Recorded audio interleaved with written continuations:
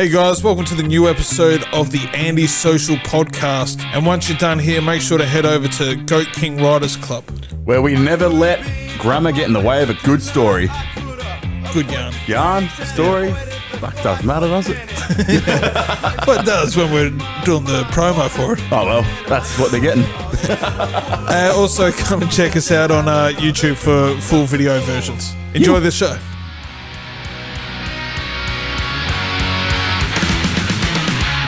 You're back! Welcome to the Andy Social Podcast.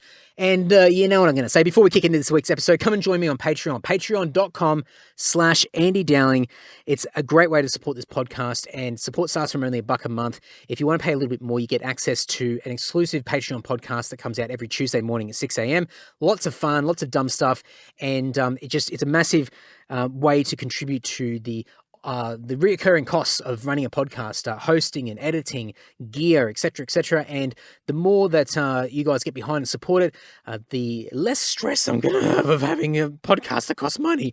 And it makes me focus on just getting really, really cool, exciting, fun people on the podcast to share these great stories with you all. So consider it, patreon.com/Andy Dowling. Would love to have you there. Flick me a message and say hello.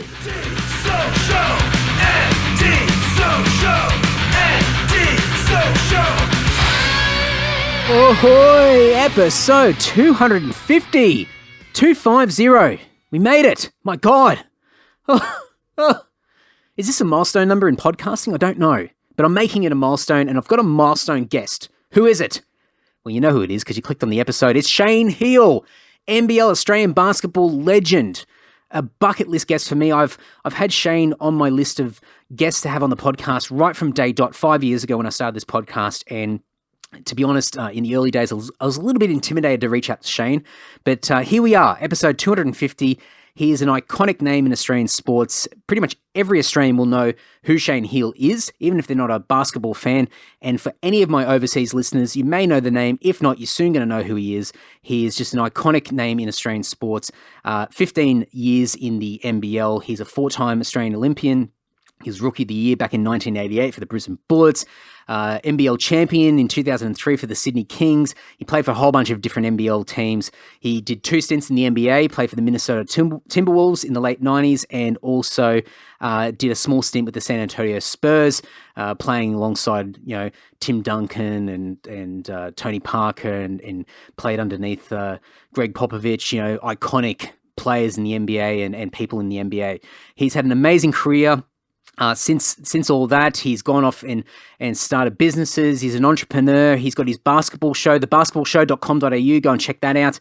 They're just about to kick off the WNBL season, which I think by the time this episode comes out would have already started. So go and check all of that out over at thebasketballshow.com.au. He's got his own basketball camp, elitebasketballdevelopment.com.au. I will have all the links in the show notes and videos.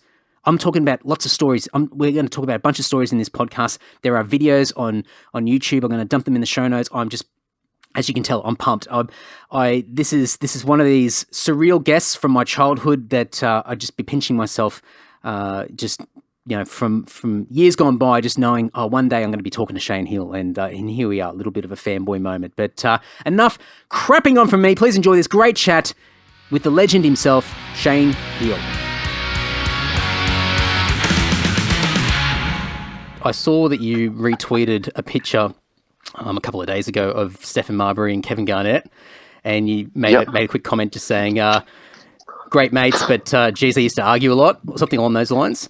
What the hell would that have been like walking into a situation where you would have had these larger-than-life personalities, and obviously it being your first sort of stint in the NBA as well? Just looking at those two, I think, oh man, they would have been a handful. Yeah, it was funny actually because, they had their posse that they used to have, come to games and follow them around and all the rest of it. And they were superstars. And obviously KG was there first, but they sort of grew up a little bit together and knew each other. So there's a little bit of battle as well. So I remember one game, finishing the game, and we got on the bus, we're on the road, and those guys started arguing at the back of the bus, and they just continued to argue, and no one said anything for ages, and it got really, really personal, and until a couple of the veterans had to step in. But I remember the bus was really dark, and those guys were just arguing and going at it. I'd never heard anything like it. It was amazing. I guess from Marbury's point of view, I mean, his career really sort of, I guess, went to the next level when he went to China. But, for KG, I mean, obviously he's like, iconic in the NBA. And just, I think that was sort of the larger than life personality. He just looks like an intimidating guy anyway, let alone sort of being on a team and sort of being a part of, I guess, all the theatrics and the fireworks that would have been going on. Yeah, I mean, for sure, KG was, when you're 7 foot and you can do the things he was doing, he was playing as a 3-man back then. So he was sort of one of those first guys that had that size and the skill to be able to do what he was doing. And he was only a teenager. I think he signed for $126 million US over 6 years when I was playing there in 1996, 97 with him. So it was incredible stuff. And Steph Marbury, he was just way different, unbelievably talented, but more a street baller. Difficult to fit into a system, so he frustrated some of the older players a little bit, I think. But, good guy. They both treated me really well. I had a lot of fun with both of them. What was it like? I've always sort of been very self-conscious as this, short, bogan Aussie kid, getting around the world and meeting lots of different people. And whenever I go to the US and I meet different people, I feel, I don't know if you've ever felt the same way, but you sort of feel just a little bit uncultured in comparison to other parts of the world. Did you find that sort of walking into this team where you've just got these guys who've got this swag and these big egos, and obviously, as you said, with KG getting this massive contract, and you sort of walking in with, obviously you already had these massive accolades back home, but to come in there, I guess you would have been a bit of a small fry compared to everybody else. I mean, how did you sort of feel that you fit into it all? Yeah, I mean, it was funny. I was definitely a small fry and hadn't achieved anything on the NBA scale. I guess I was fortunate enough that I'd just come off the 96 Olympics, so was able to perform pretty well against the Dream Team in a few games and on the world stage. So it gave me a little bit, of a head start rather than the other international guys coming in that these guys didn't know about. But still, you start at the bottom rung, and especially back then, it was way different than what it is now. You look at our guys now, there's a respect there that Australians can play basketball. In 1996, there was no respect that Australians could play basketball, and there was a real insular sort of mindset from the Americans that they didn't think anyone outside of America could play basketball, really. So everyone had to do their run and do their time. And you even remember guys like Petrovic that, he hardly got on the court, for years. He ended up being, a superstar before he tragically passed. But, that was part of what you had to deal with as an international player coming in for your first year. Did you find that for yourself there was an extra level of pressure because really before you there was just Luke, who was there with the Bulls? And I think that might be it. I mean, I could be wrong. There might have been somebody else that might have popped up. Did you feel pressure? No, not at all. I actually felt the other way. I felt like there was less pressure because no one had actually really got there. Luke's 7'1", he went to college, all the rest of it. And I'd sort of done it through the NBL and playing for Australia. So yeah, I didn't feel like that. But I felt like I belonged, right at the start. It was just more about trying to earn the opportunity to be able to showcase what you can do. And I was in a difficult situation because I'd signed for a 3-year deal, but because Steph Marbury was only 19 and erratic, they brought in Terry Porter as that veteran guy to be able to sort of guide him to be the backup point guard. And it was always about, the 3 years for as far as the club's point of view, is they were really patient, whereas I was really impatient. And it was like, what the hell am I doing sitting back here? I should be playing minutes. I know I can perform. And it was very frustrating for somebody that sort of hadn't really had to experience that. I guess, especially for you, because you'd already carved out a pretty good career in the NBL, and obviously with the Olympic stints as well. You know, you've tasted that. I guess the ego that would have been attached to you and what you'd been able to prove yourself. Like, I guess in certain different circles, and on the global stage as well. So I guess that sort of is in the back of your mind coming into the NBA, saying, like, if you just give me the time, I can show you what I'm made of. Yeah, and I think once you get there, you're sort of a little bit unsure of how you're going to fit in, how you're going to perform, whether you actually belong at that level, and the rest of it. But once you sort of realise you tick those boxes, then you're looking at it saying, hold on, I need a chance. And, you know, I remember in one game against Washington, we were down by about 20, and I got on at 3/4 time and had 11 in the last quarter, and gave me some confidence to go to the next game. And then we came back home, and the next game, similar thing happened, and I had 15 in the last quarter with 5 threes against Seattle. So I remember calling all my mates and saying, how good's this? Now I'm going to get some court time. I'll be in the rotation. This is awesome. And the next game I got 16 seconds and didn't get on for the next 5 games after that. Oh, no. So you sort of ride the highs and lows of where you think you're at, and then you have to be able to dust yourself off. And I look back at that period in my career and think, you know, that's on me for not being able to sort of, you know, deal with that mentally. Whereas I look at someone like Paddy Mills, he hardly got on for his first few years, and he's waving a towel, and, you know, maybe he's been able to learn from those sort of things to be able to then show what he can do at a later stage in his career. Yeah. You mentioned that Seattle game.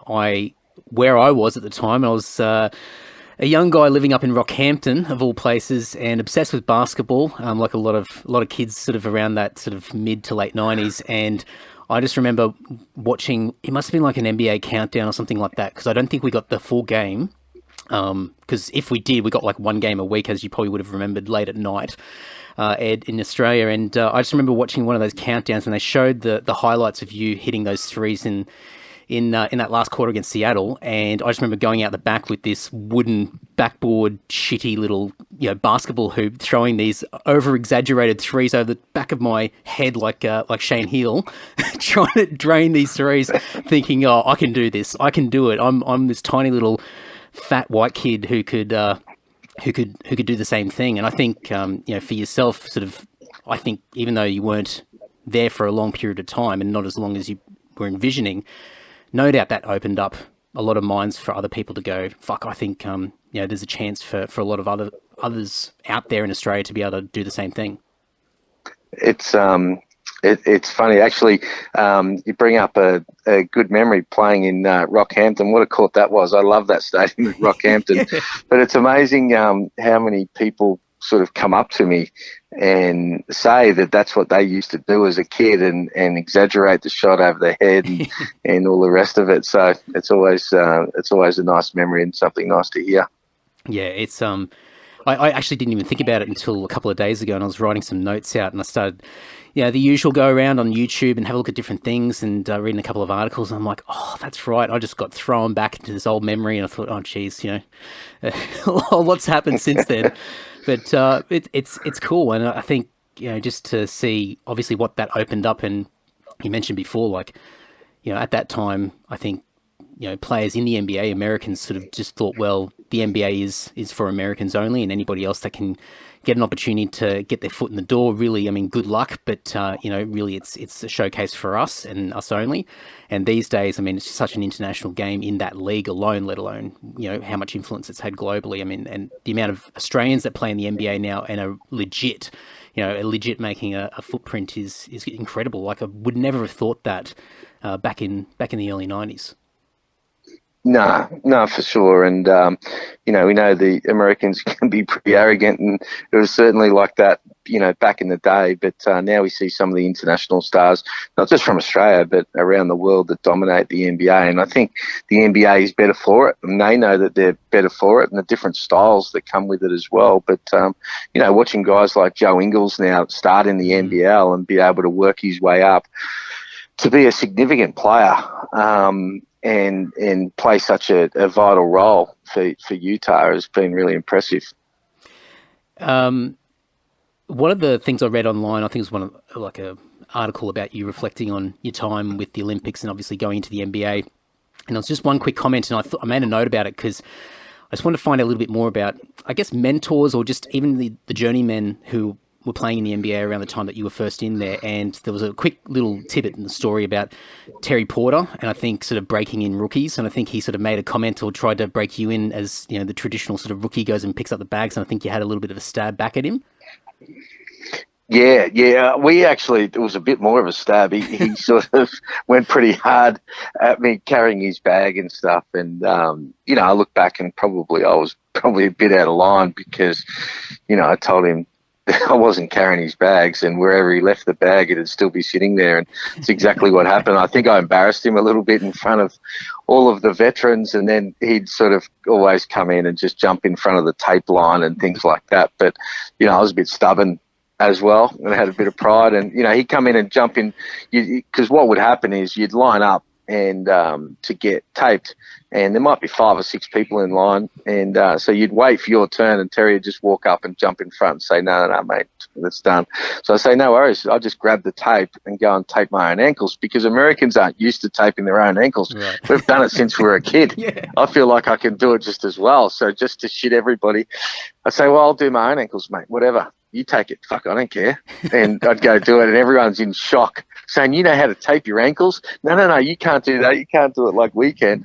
But Terry was great. We ended up becoming, you know, pretty close, and it was like we sort of earned a little bit of respect from each other. But he was just what a player he was. And he was older then, so physically he couldn't do it, but I was amazed at the effort and the recovery and the extra work that he put in. We were sort of pretty aligned from the work ethic point of view.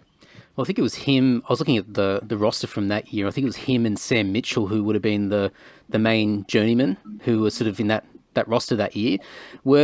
Did those guys sort of stick around sort of in your mind, or at least stay in contact after you'd moved on from the Wolves? Not really. I mean, sort of when you move on, you sort of move on a little bit, and you don't want to hang on to guys that are playing in the NBA. You get so many people that hang on whilst you're there. So I didn't. I spoke to Sam a couple of times because obviously he became an NBA coach. He called me about Nathan Jawai, who they ended up trading for and getting at Toronto. So, but Sam was a great guy. Tom Gugliotta was another one that was a superstar that year. Probably one of my closest mates on the team, and you know, he was an all-star that year, 20 and 10. But we had a lot of fun off the court, and good memories. How's the culture in that team? Because I've been a massive Wolves fan since I was a kid. You just pick a team, you just run with it. No logic behind it whatsoever. You just go, oh, that's my team. And I'm sure you can agree, there's probably a lot of frustration over the eras of the Wolves even now. But I guess the culture back then and what you experienced in that short space of time versus when you went back years later and did that small stint with the Spurs and with Popovich and those guys that were in that team. I mean, what was the vibe or the difference that you noticed straight away between the two? Obviously, a less amount of time in that later stage, but was there contrasting sort of experiences? Yeah, contrasting culture right from the start. And, you know, you sort of always appreciate, you know, clubs giving you an opportunity, and Minnesota did that and Flip did that. But the biggest thing, probably the difference, was from the leadership of the coaching point of view. And you don't want to talk badly of Flip. He's not here now. But, you know, there's a balance of looking after your players, but setting a culture and discipline as well. And I felt like in the first stint, there was really a lot of ass kissing going on for the superstars rather than a lot of discipline and a lot of direction and accountability more than anything else. That's probably the main word. And I think I was only at the Spurs I was surprised I even made the Spurs roster because I'd already retired. But I went in there, and the 3 months I was there was fantastic because I got an opportunity to be able to see how that whole system worked, and Popovich and Tim Duncan, the accountability that he had for what was expected across the board, and that simply wasn't there at Minnesota. And it's such a big thing when you've got a superstar like Tim Duncan that wants to be coached, can be coached, and sets the tone for everybody else. It was probably easier for Popovich to be able to lay the foundations and have everybody else come in and fit into that system because of the way his superstar responded. With I guess the cultures, that sort of these contrasting cultures, and I guess even, you know, prior to the NBA and sort of having, you know, this pretty incredible career in the NBL, did you find that sort of you had different types of, I don't know if you've ever sort of had mentors in your life or class sort of had an official sort of title for people like that in your life, but did you have sort of people navigating or giving you some direction before, you know, the NBA, during your NBL sort of career, going through the NBA in those 2 stints and sort of coming out the other side as well? Did you have sort of key people? Yeah, I mean, Barry Barnes was a mentor of mine from the time I was 8 or 9 years of age at Nunawading Inspectors, and you know, he coached me in a couple of Olympics, but I moved from Brisbane after my rookie year to play for Barry in Geelong in a program that hadn't won a game. So, you know, he was really hard on me, but it was what I needed as well, and I embraced it, and it certainly helped me. There's no doubt about that. And then the other person was Grant Cadee, who was one of my mates, but was my manager, and he was only 4 or 5 years older than me. So when I went to the NBA, I think he might have been about 30 years old or something, Wow. and he was he was negotiating, because I had 5 or 6 offers. So a couple of the people he was negotiating contracts with were Jerry West and Kevin McHale. Wow.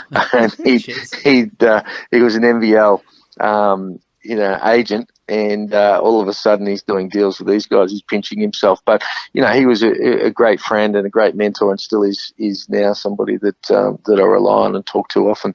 Did those guys ever give you sort of a light bulb moment in your life, like something that just sort of clicked, or you saw something from a new angle, a new perspective that sort of helped you sort of take on the next challenge?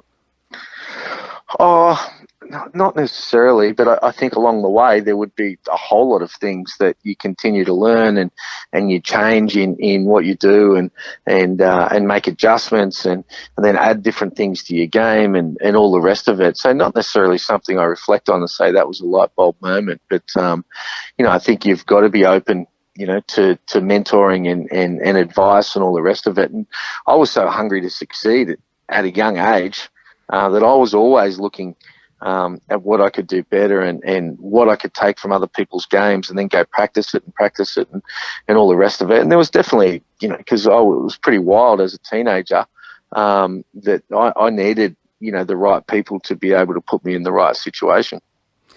Were you just on the teenager comment? Were you a bit shit at school, or did you did you do okay? No, I was pretty good at school with minimal sort of effort. Yeah. But I lost my dad when I was 13 in a work accident. So from that point, I was pretty. I was a little bit hard to sort of control, and you know, things didn't sort of mean as much to me as far as discipline, or I wasn't worried about getting into trouble or whatever. So it was. It was basketball really that kept me sort of going. That was my dream. That was where my goals were and where I was committed to on a day-to-day basis to be able to achieve. Well, that's probably a good segue into my next little point here. One of the things that is noted on your website about different topics that you talk about when you do a lot of speaking gigs is dealing with change.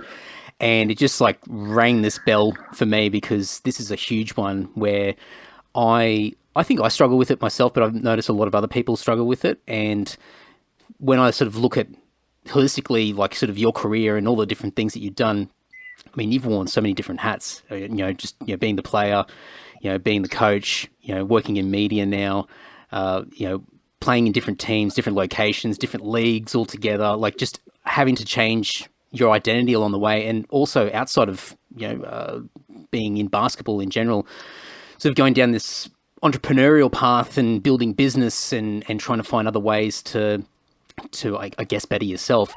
I mean, what have you learnt over the years of just having to sort of pivot or change or just deal with like probably some predictable moments and unpredictable moments along the way? I mean, how have you been able to manage that? Yeah, I mean, I guess from a young age, I've been thrown into change often. And I say that, I've got some friends now that will have their kids and they put their kids in this regime, in this routine where they only eat at a certain time. They never go out when they should be sleeping. All these different things. So in my mind, they're actually setting their kids up for failure. Yeah. Because they won't know how to deal with change. We threw our kids in, and within the first week, they were at basketball games with horns and buzzers going off and crowd and everything else. And I feel like that's how I was when I was younger, because I left to go to the Institute of Sport, when I was 15, 16, losing my dad, changing schools, signing a pro contract when, I was 17 and playing in the league, and, living in Greece for 3 years, going and playing in Italy, playing in the NBA. You're dealing with change all of the time. So you either, you sink or swim. You learn to adjust and evolve and keep an open mind about things. And, when you're standing in a supermarket in Greece and no one else speaks the language, and you have to try and work out what's going on and what actually the food packets are saying and the different things like that, you learn to evolve and keep an open mind. And I find a lot of people don't like change and don't embrace change. So I could say to you, we're going to change this, and this, and straight away people will put a wall up and say, nah, it won't work, it won't be any good, rather than actually giving it an opportunity. And a lot of the times when people do, they reflect and go, you know what, that was actually better. I'm glad we made that change because we were able to move forward. And it's a common thing that I think a lot of people sort of struggle being out of the comforts of what they've always done. I think it's two things that I noticed for myself, and I've certainly gotten better over the years as you sort of, air quotes, mature. But it's the micro and the macro.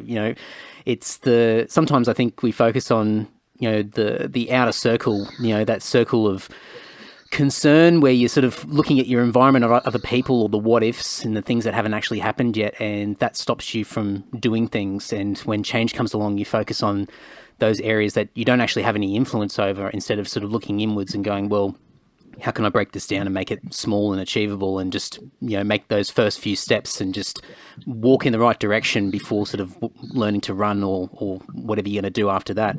I think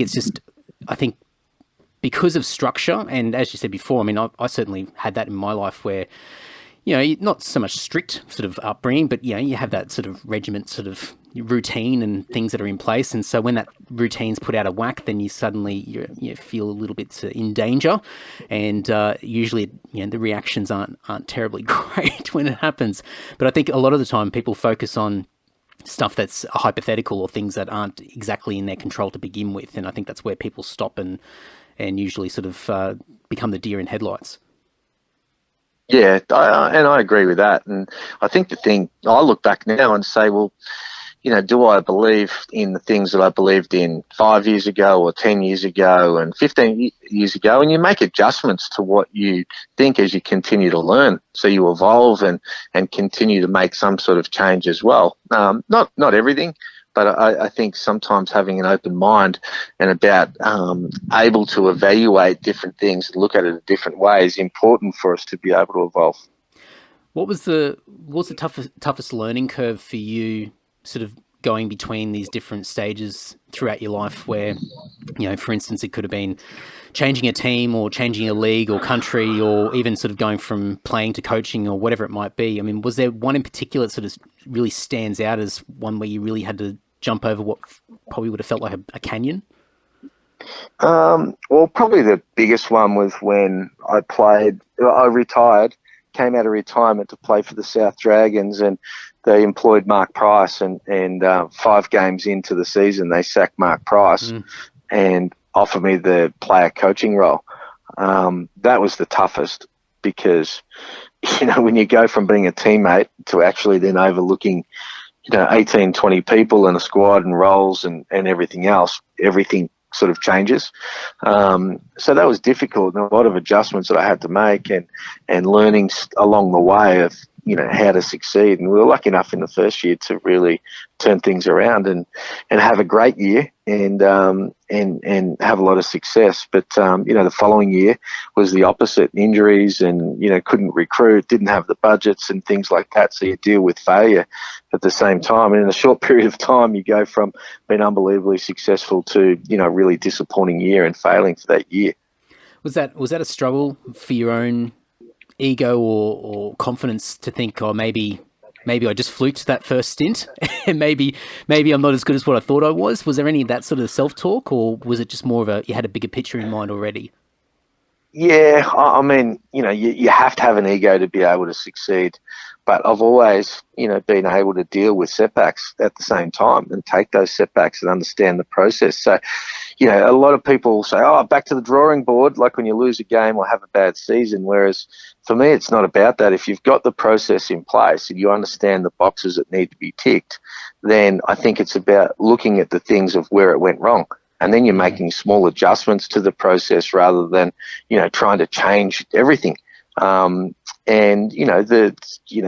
always, things in place that you can either do better yourself or things that happen. And in that second year, when you've got a really small budget compared to, some of the other teams, then it's always going to be tougher. So the expectations, can be a lot higher than what they should be. And if you have a couple of injuries, then it just makes it really difficult to be able to compete. And you look at the NBL now, it's different days, way different days with what the teams are paying their players and the ability to be able to recruit and everything else than the way it was 10 years ago, which is great for Australian basketball and the NBL.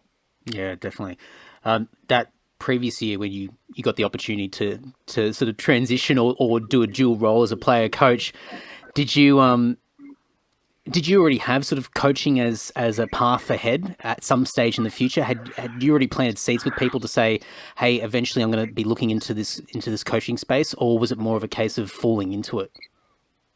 Yeah, no, I mean, I'd always sort of kept an open mind, but it wasn't like when I retired, it wasn't like, yep, now how can I sort of start as an assistant and try and build up to get into the coaching ranks here? It wasn't in my mind, and it wasn't in my mind when I went to the South Dragons either. And, if you, in a perfect world, you don't want to be thrown into being a player coach 5 games into the season. If you are trying to be a coach, you want to be able to, start the right way and continue to transition and contribute and learn and all the rest of it. So, but again, that's how I've always been. You're in that situation, you take it on the chin and you run with it. And again, we made the playoffs. It was the first time a brand new franchise has ever made the playoffs. So, you take the wins along the way as well and realise that there was some things that we did really well to be able to achieve that.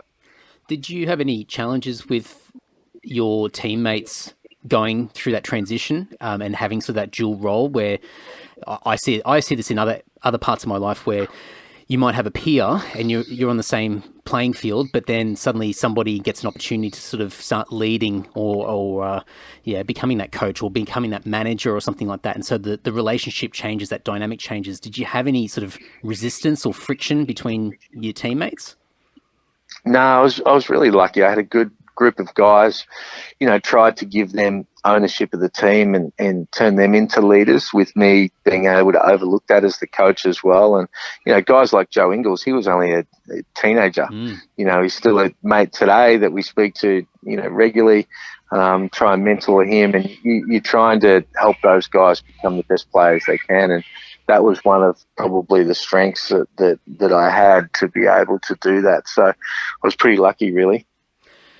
One of the other things that I noticed and was quite interesting about, I'm trying to get the timeline right, but I think when you retired, you started to sort of go down this entrepreneurial path and create some business for yourself. And I think you went into some Subway franchises and built this little mini empire for yourself. But not to talk so much about Subway itself, but I guess the whole thing of you going down the path of looking for opportunities in business outside of what your identity of a player and just working in basketball was there somebody in your background who was sort of guiding you in that direction, or was there any prep work that came from the NBL exiting the league to say, the particular things to look for post career? No, not at all. I'd always been entrepreneurial, and I'd done, a lot of deals and a lot of property and a lot of things during my career. So it was a natural thing that I'd set up to become a Subway franchisee while I was still playing and buy Subways and really built that side up. I was really motivated, and it was a really good transition for me because I could go full on into being able to build something. And, when you start at something small, and I opened more than 30 franchises, turned over more than 30 million a year, and had 360 staff. And during the GFC, the whole thing came tumbling down. So, you get a few things that don't go your way, along the way as well. And again, I think sport, probably set me up to be able to deal with successes and setbacks and challenging times, because you're winning and losing every week, and you learn to be able to dust yourself off and understand the things that went wrong, things that you can learn from, things that are your fault, and things that are outside your control, and how to stay positive and how to work out what's important in life as well. And I've been very, very fortunate to have such a great family and 3 kids, and been married 26 years, and so many things that are positive. So again, those sort of experiences only make you better, moving forward for the rest of your life. Yeah, definitely. It's I think you got to be able to experience as much as you can, and get all degrees of success and failure to sort of really create your own identity and to get where you are now. I mean, everything, there can't be any regrets along the way. It's got to be, it's all, I use the term too much, character building, but it's definitely critical. I mean, you got to throw yourself out there and experience as much as you can. But one of the things I thought, you made the comment about, already having sort of that sort of entrepreneur sort of mindset and sort of being interested in property and things like that. Do you think that it was an advantage to you versus maybe somebody in the NBA, where being in the NBL, where especially at that time where the league was relatively small, there probably wasn't a lot of money going on, that in the back of your mind you knew that your career as a basketball player would be for a particular period of time, and you had obviously had that as your main focus, but you were obviously thinking long term beyond your career as well. Do you think that helped versus like somebody like a KG contract who probably just goes, well, probably not Kevin Garnett, I should say, but somebody else who receives, these multi-million-dollar contracts and just sort of says, well, I'm just going to focus on these millions that I'm getting right now and not really think about the long term? Yeah, well, I think, when you're playing in the NBL, you always realize that you're going to have to work. And even for the money that, for the NBA, when you're on smaller contracts, you're going to have to work, and you want to be interested in things. I'm not the sort of guy that sort of was going to finish my career and then just, go fishing. It's not in my nature. I need to be motivated. I need to have challenges. I want that in my life to be able to do those sort of things, and to be for the stimulation of being able to get up every day and have challenges and set goals and everything else. So yeah, I guess it did, because I knew that, once you retire, hopefully you've got sort of a lot of life to be able to live, to be sort of happy with. And, at the end of the day, that's what it's about. It's about finding ways in everyone's life about how you can be happy with what you do and who you are, and, friends and family and everything else. And, I think people that can achieve that have been very successful. How much of an influence do you think you've had on your daughters? Because I noticed that they just launched a little business themselves, and it looks really impressive. And for me, I guess at that age, I would never have even thought about, starting something myself. I just would have gone through the machine and come out the other end. How much of an influence do you think you've had on them and their sort of that entrepreneurial sort of direction that they're taking? Yeah, hopefully I've had, a good influence and directed them in the right way, and tried to encourage them to be able to follow their dreams and do what they want to do. And, 2 of my daughters are just into fashion. They love it.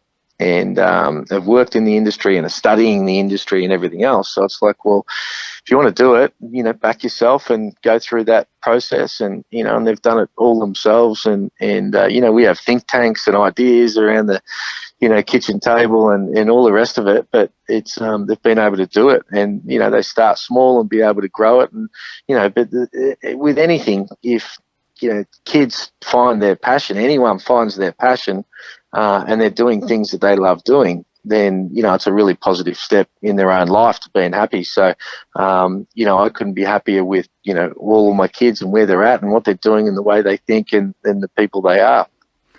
I think I've noticed in the past, I don't know how long, the past several years, where I think just going out and creating something yourself is far more welcomed. I think it's far more accepted than probably what it used to be. And I think especially in our culture in Australia, like I think we've always been a little bit too modest for our own good. I think just historically as a culture, and I think these days, I think we're happy to back ourselves a little bit more and sort of get out there and try things and step outside the traditional framework. And so I just think, just versus even sort of me sort of growing up and sort of seeing what opportunities there were, or just the types of thoughts that people had, or the conversation. I think these days, it just seems to be, far more welcomed than it used to be.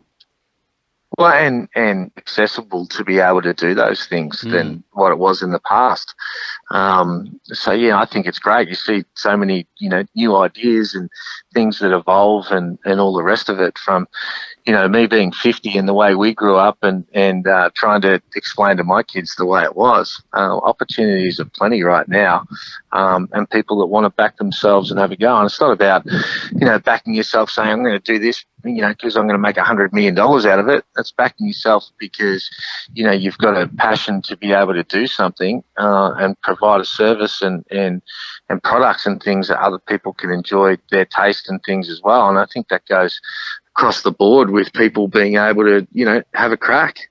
I think it also gives you skills that you didn't even think that you had in the first place. And I think it sort of develops things that can be utilized in a completely different setting years and years down the track, where you sort of look back in hindsight and go, oh, wow, if I didn't do that, I wouldn't be where I am now. And so I think, even just that life experience of getting out there and doing a bit of hustle and learning how to run business and just dealing with money and negotiations and just interacting with strangers and just trying to, your reputation and even just basic customer service, all that sort of stuff it's incredibly valuable. And sometimes you just don't realize how valuable it is until later on down the track.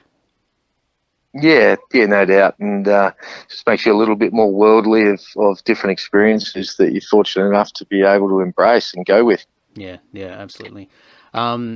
Here's my shitty tangent. Speaking of worldly, going back to 96 Olympics. Now, I'm not going to talk about the Dream Team, because I think there's plenty of info out there, and you've spoken about it quite a bit over the years. So I'm going to link to stuff so people can check all that out, and I'll put a few clips in as well. But the thing that I wanted to just quickly ask you about is Lithuania. This is where my interest really peaks, because I have this weird obsession with Arvydas Sabonis, and he seems to be this player who just had all the potential in the NBA, but just due to injury just never happened. And obviously he was this superstar in Europe and just still had an amazing career, but it was one of those players that you sort of say, what if? And I know that you guys played against them, and I think the question is really, what was that experience like? And obviously you're not matching up directly with him, given your positions and sizes. But what sort of memories do you have of playing against that team? And I know there's a couple of other sort of powerhouses in that team. It's such a, I find them more intimidating than the Dream Team in a way. Yeah, well, they're certainly different. And, Sabonis is one of those guys, and again, it reflects on, what we were talking about back in the days. He at one stage, I have no doubt, was the best big man in the world and was not actually playing in the NBA. So when he was playing at his peak and playing in Russia, the things that he could do for a 7-footer of being able to dribble in transition and put the ball behind his back and pass and finish and shoot and all the rest of it were unique. in the world game, and he did have a lot of knee injuries and came to the NBA late. Still showed a little bit what he could do, but probably not the same as what he could, in his prime. But playing against them, for a bronze, they've certainly been a nemesis for us, Lithuania, but having to play against him without Luke Longley was always going to be the biggest challenge. And in 1996, I don't know where we were ranked, but it would have been pretty low. We might have been ranked like 10th or something like that coming in. The expectations weren't big because we didn't have one player playing in the NBA. And a team like Lithuania, with Marshalinas and these sort of guys that were already in the NBA and established starters in the NBA, we're always up against it. But it was incredible that we could actually get as close as we did. We felt like we could have won and should have won.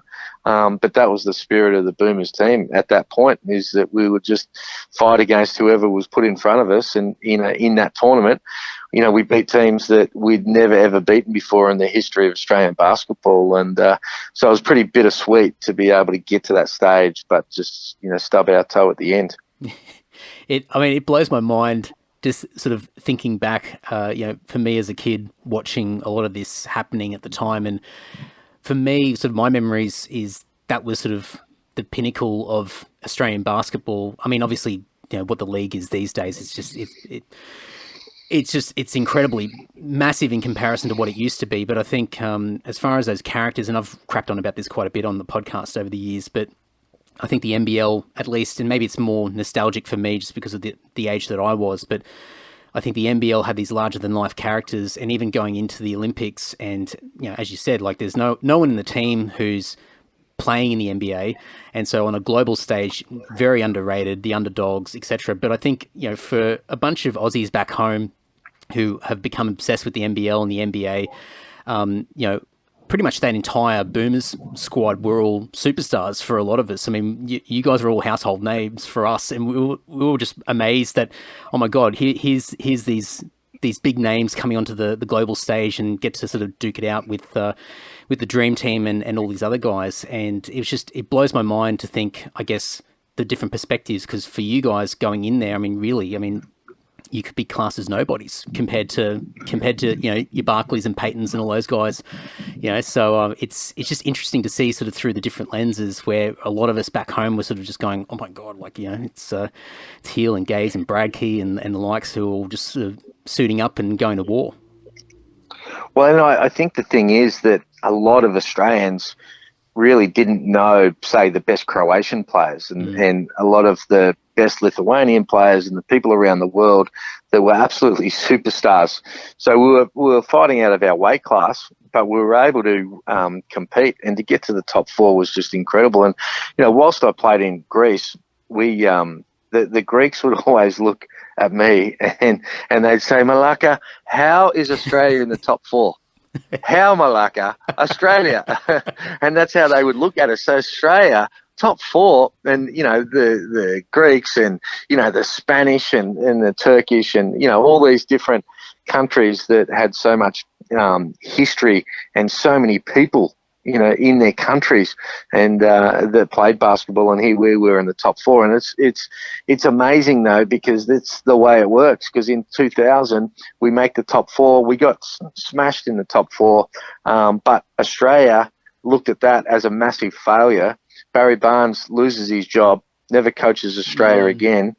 And Australia in the last 20 years has never finished better than what we finished in 96 and 2000. We've equaled it a couple of times, but never been able to topple that and get a medal. And I think sometimes we can get ahead of ourselves very quickly because we don't understand what's happening in the world stage in some of these other countries and how we're perceived of the success for us to make a top four in a country like Greece, where they look at it and say, Malaka, what the fuck? Do you think we're better equipped now than ever before to get that one better? Oh, no doubt. I think, there's a couple of things though, that when you've got NBA guys that are, as good as what they are and having such vital roles in the NBA and world experience and used to coming up against the superstars on a day-to-day basis, But the thing that makes it harder is how do you keep that Boomers tradition if, some guys really don't have the passion for the Boomers and are playing because then they want to go to the Olympic Games and tick a box with that. But what it meant for us to play for the Boomers, that's all I cared about. That was my only goal. I didn't talk about the NBA or think the NBA or dream of the NBA. It was just about playing for Australia. So when I put on the green and gold, that was everything. The thing that we're going to have to really battle with moving forward is really trying to keep people passionate about playing for Australia when they could be making $15, $20, $30 million a season playing in the NBA. So sometimes it can become an afterthought, and sometimes it can become more about the individual than it does about the country and the Boomers singlet. So that's the challenge that I think that we've got. But as far as talent goes, geez, we are so much more talented and more equipped than what we were back in the day. Yeah, it just blows my mind. It just thinking back to who was on that team back then, like especially for '96. But it makes sense. So it was Gaze, myself, Vlahoff, Bradkey, Ronaldson, Sam McKinnon was a young guy then. We didn't do a lot of subbing. We played some big minutes, but we played a style that, we were very comfortable in our roles. Everyone fit in and played their piece, and it was a great team to be part of. Was it a similar sort of thing to what you mentioned earlier about the pressure that you didn't feel going into the NBA, where you sort of you didn't have anything to lose? Did you have a similar sort of feeling going into the Olympics as well, being the underdog? Let's just see how we go, or did you feel pressure or a different type of pressure?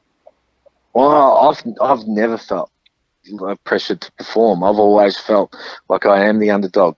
I've always been the kid that, in under 12s, they said I was too small to make it. So I've had that mentality of going, all right, let's go. I've been that. That's how I've had to live, and that's the mindset that I've had to have. But I also felt like I worked harder than anyone else. I knew I'd taken more shots than anyone else I played with or against every single day, and was fitter than anyone that I played with. So I used those sort of things to build a confidence to say, yep, I can compete with you guys, but I know that most people really don't expect us to succeed. So you can go and throw a haymaker, and if you succeed, then it's a bonus. And but never really been scared to fail or not achieve. Yeah, cool. Just a couple of quick things before we wrap it up.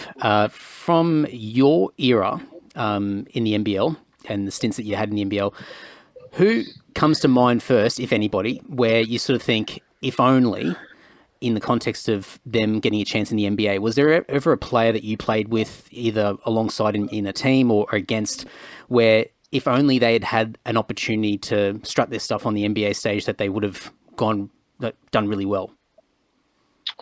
Well, I think Andrew Gaze probably comes to mind. He had a couple of chances, but San Antonio was right at the end of his career. I think if he had have found the right situation as a role player, and if the game was played a little bit more like it is today, because Andrew and I used to play the way it is now, we would come down and shoot threes in transition, when really the general mindset was, I took over from Phil Smythe. The point guard's meant to come down and direct and organise and, that sort of stuff, not come down and come off and on ball and, shoot it from a metre outside. So if Andrew Gaze had have had the opportunity to be able to play a role, I think he would have been a great role player for a long, long time and had a lot of success in the NBA had he got an opportunity earlier. Yeah, absolutely. With where you're at now, and I think in more recent years getting into media work, did you've got the basketball show that you're doing now, I've been doing for a while. Like coaching, did you find yourself in a situation where just an opportunity came knocking to do some media stuff, and you just found yourself doing the odd commentating here and there, and it sort of led you to where you're at now? No, I started in the media really early. When I first moved to Sydney in 96, I was working for Channel 10. They had a basketball show then. I'd do a weekly story for Sports Tonight and the Channel 10 News. When I went to the NBA, I came back and started commentating for Channel 10 then as well for the NBL. So I got into the media pretty early, and it was a natural transition for me. As soon as I retired, I went straight into commentating. And, you sort of just go your own way and say what you think and create your own style. And that's what I did. And I've sort of been commentating now for 15 plus years, 15, 16 years altogether. And, yeah, I enjoy it. I love having an opinion and being able to point out the things that I see at the time. And yeah, some people obviously, don't want to hear everyone saying what they think. But that's all part and parcel as well. You're never going to keep everybody happy, but have fun doing it. Oh, I love the trash talking, even if it's just on Twitter, just watching the back and forth where someone just throws this opinion that's got absolutely no substance whatsoever, and everyone comes down pretty hard. But always all in good fun, of course. But yeah, it's quite entertaining to watch that stuff go back and forth. Yeah, I mean, social media is different now, isn't it? Everybody can have an opinion and all the rest of it. But, yeah, you want to try and keep it lighthearted but have an opinion. And that's sort of what we've done with the basketball show too. Like, people said to us, all the networks said that, a basketball show doesn't work in Australia. So we said, okay, well, we're going to back ourselves. We'll finance it. We'll do it. We'll produce it and everything else. And we started it, in a friend's throwback store and a sports store in the city and got some amazing numbers. And then last year was picked up at News Corp, and we ended up having 170,000 views across all of our mediums in 1 week. Wow. For the basketball show. So it became pretty powerful, and we love doing it, again, throwing out the opinions of what we think, because we don't have to, say what the NBL thinks or Basketball Australia or anyone. We just give our opinions, and sometimes people like it, sometimes people don't, but at least they get, unfiltered opinions on what we think. I think also just having that dynamic between you and Carfino is like just gold. It's absolute gold. I think obviously you guys have known each other for a hell of a long time, and obviously that helps with the chemistry. But I think for a basketball fan, especially an Australian basketball fan, you're both iconic in your own rights, and I think I think when you've got opinions, it comes from a knowledge and a history and experience of the league and just the game itself, and so it's fun to watch the knowledge mixed in with blunt opinions and stuff, as you said before, where you can say things that if you're under, sort of the official banner of the league, then you'd be a little bit more restricted as far as what you can and can't say. So I think from a fan point of view, it's awesome. Yeah, Carfino's great. I mean, he was an unbelievable player, retired way too early, but he's been a good mate of mine for a long time, and we mix well together because our personalities are so different. So we actually work really well, have a lot of fun, a lot of laughs as well. We take the piss a lot. So yeah, no, it's good. And we're doing one for the WNBL this year, which is going to be exciting because there's no other sports on. Well, virtually. I'm not a cricket fan, so for me, there's not a lot of other sport to watch. And this league is fantastic, and we can't wait to showcase all of the talent that's there. And it's like an extended tournament over 6 weeks, where we're going to be seeing a couple of games every day. So looking forward to providing a show for them. I didn't even realise. Obviously, I know the WNBL exists, of course, but I didn't understand what was going on for that league, given everything that's been going on this year with COVID. And so when I was looking it up and seeing that you guys were going to be doing the coverage for the season, I thought, okay, how long's the season going to be going for? A few months or whatever? And it's like, no, 6 weeks, all somewhere up in North Queensland. I thought, oh shit, that's a short window of time to smash a lot of games out. So it looks like it's going to be. Is it going to be like it can't be like the NBA bubble, but is it sort of similar concept in the sense that they're just going to keep everyone together and just try and smash it all out in a more concentrated fashion? Yeah, so they've created more of a hub so people can come and go. They've done their quarantines. They're playing between Townsville, Cairns and Mackay. There's 8 teams in it. They're playing 14 games each in 30 days. Wow. So every second day they're playing a game, and then they've got bang, bang for the finals, and they're finished. And they've signed a deal with, Fox Sports, KO and ABC as well. So every game's going to be covered, which is going to be fantastic. Yeah. This league is like, they talk about the NBL being the second best league in the world. And let's be honest, the NBL is not the second best league in the world. The NBL, would be aiming to try and be in the top 5 leagues in the world. And our, talent has really improved. This league in the WNBL, with our Opals being second in the world, is incredible.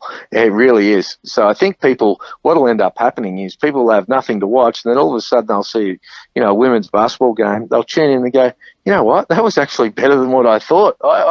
There's some talented girls in that league. So Liz Cambridge back as well. So, that's going to give a little bit of emotion and some opinions for people as well.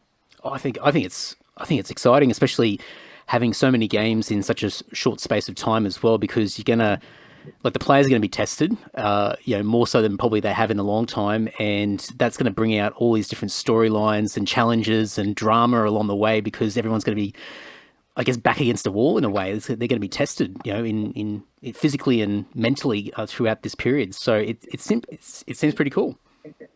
Yeah, no, it's going to be great. My youngest daughter is lining up for her 4th season as well, still a teenager. So she's done all the hard work. So she'll be playing for Townsville, and can't wait to see how it all sort of pans out. That's awesome.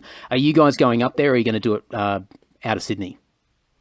No, we're doing it out of Sydney, so no, at this stage won't be going up at all. But creating a lot of content of stories of players that haven't been sort of told before. People like Mia Murray, that she retired, had a baby, and now she's been able to come back, and the system allows for that and embraces it. And I think it's good when women can sort of do this as a job and as a sport and a passion, and still be a mum at the same time. So yeah, we want to bring a lot of those stories to light as well as being able to sort of evaluate all of the players and teams and forecast as well. Look forward to it. You've won me over, that's for sure. So it's really exciting, especially a very unusual sort of format compared to previous years and sort of the traditional format of a season. So it looks like it's going to be unique and pretty exciting. But Shane, thanks for the chat. People can go to thebasketballshow.com.au, and I think that's it. All the details are there, and I'll have all the links in the show notes so people can check it out. I'm going to dump a few old throwback videos in there so people can get a glimpse of what we're talking about. But Shane, thank you so much. Like, such a thrill to talk to you. And that little fat kid from Rockhampton throwing threes over the back of his head is pretty stoked that he's talking to you right now. No, that's great, mate. I appreciate you having me on, and good chat. Go and watch Shane and Co over at thebasketballshow.com.au. They are in the midst of the WNBL season right now that kicked off on the 11th of November and goes until the 20th of December. They've got a little bit of a hub thing happening up in North Queensland, which we just spoke about in this episode. Go and check out his basketball camp, elitebasketballdevelopment.com.au. He's on Twitter at Shane Heel. He's also on Instagram. I'll have all the links in the show notes over at andysocial.net and andydowling.net, nice and easy, and they'll be in the show notes for whatever podcast player you're listening to this through right now. Just click on the description. There'll be a bunch of clickable links. Stab your fingers against the screen. You should be able to click through and say hi to Shane and check out his world. Awesome stuff. Now, before we wrap it up, patreon.com/Andy Dowling. Come on over, support me, support this podcast. All the money that's been coming in from Patreon has been huge in covering the costs, editing, hosting, gear, production. And it just takes a weight off my shoulders and just ensures that I can get and continue to get amazing guests like Shane on the podcast. And it's just been absolutely fantastic. And in particular, while I would thank everybody who's on my Patreon list, the ones in particular, my social circle tier, my $10 tier, these guys are significant contributors each and every month to this podcast. These guys are just legends, and they invest in this podcast. Thank you so much, in particular to Andrew from Perth, Mick G from Sydney, Ash from Deniliquin, Dan from Dapto, Rod from Rayleigh in North Carolina, Patrick from Canberra, who's just recently updated his pledge to $20 a month. Patrick, you legend. We've also got Liam from Brisbane, Chris from Sydney, Brendo from Leeton, Tim from Canberra, James from Brisbane, and that's it. More to come, no doubt. And a massive thank you to everybody else who's been supporting on the $1, the $2, $5 tiers. Just it's been huge. Thank you so much. And the Patreon podcast episode that comes out every Tuesday morning is getting more and more ridiculous. We've got Team Chronoplan happening over there. Stay tuned for that. If you don't know what that's all about, well, maybe you have to come over to Patreon and check it all out. But lots of fun stuff happening over there. Go and check it all out. Patreon.com/Andy Dowling. Now, next week, we're back into musos. And we've got a musician that I don't reckon you guys will be able to pick. When you see it, when you see this person pop up next week, you're going to go, oh, no shit. Wow, cool.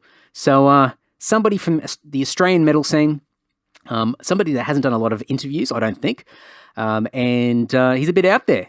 This is going to be a really fun chat. So stay tuned for that. But until next week, folks, thanks for listening. Keep spreading the word.